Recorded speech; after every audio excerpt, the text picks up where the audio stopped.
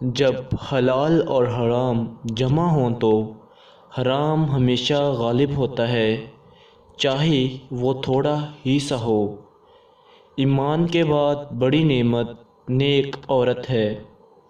ہر عورت بازاری نہیں ہوتی، لیکن ہر بازاری عورت عورت ہوتی ہے۔ اس بات کو ہمیشہ یاد رکھنا۔ قرآن کہتا ہے، جو لڑکی تمہیں پسند ہو اس سے نکاح کر لو۔ جانتے ہو محبت کیا ہے؟ پہلی نظر میں نکاح کی دعوت دینا، نہ کہ محبت کے نام پر چسکے لیتے رہنا۔